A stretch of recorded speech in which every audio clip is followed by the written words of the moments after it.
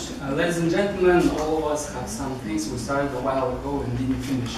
Why didn't we finish it? Because we are lazy, we are busy, we procrastinate, and end up being disorganized. Disorganized to the extent that some of us don't even wash their dishes after they eat. I'm going to persuade you why you should wash your dishes and how it will affect your productivity.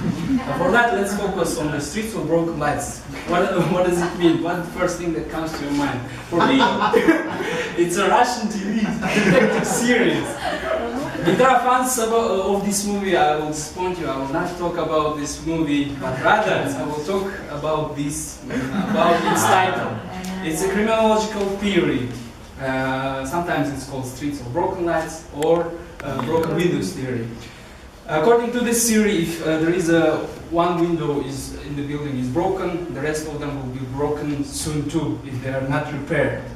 And this theory was developed by two American sociologists in 1980s. And the main thesis of this theory states prevention of minor crimes like public smoking, littering, vandalism will create an atmosphere of intolerance to crimes in general and will prevent bigger crimes. This theory was widely used first time in New York by the mayor Rudolph Giuliani, who was mayor from 1994 till 2001, and he declared war to minor crimes as public smoking, public urination, free riders in metro, and everything. And during his position as mayor, he managed to decrease the rate of crime from 50 to 60%, and the rate of murders from 60 to 70%. And while there are a lot of critiques of this theory, it has been numerous times confirmed by other scientists in other parts of the world. For example, in Netherlands, consider the bicycles, 77 bicycles, on the only two cases, and the only difference is the sign on the wall. And there is a note attached to the bicycle, we wish you happy holidays. So basically you approach the bicycle, rider approaches the bicycle, and he's got three options: to throw it away, or to take it with himself to throw it later, because there is no trash can around. And according to this experiment, when there is no sign on no graffiti on the wall, only 30% violated the law, the rules. And in the second case, there were 70 riders who violated the law. And one more example: if you walk down the street and the trash can is full and there is no trash can around, according to these experiments, majority of people will just throw into this pile, making it grow bigger and bigger and bigger. So what's in it for you in this theory? This theory can be applied in other spheres of human life, as work, business, personal life. But before I will tell you that, I would like, let's answer this question: how to make yourself to do things. Obviously, there are two things: it's to motivate yourself and to have a great level of discipline.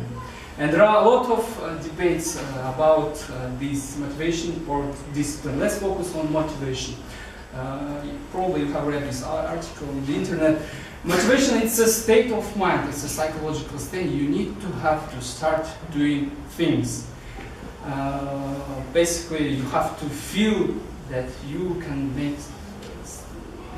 do these things. In contrast, discipline, it's an engine which works constantly. You don't need to have any state of your mind, and you just go and do things and get satisfaction after you have finished your work.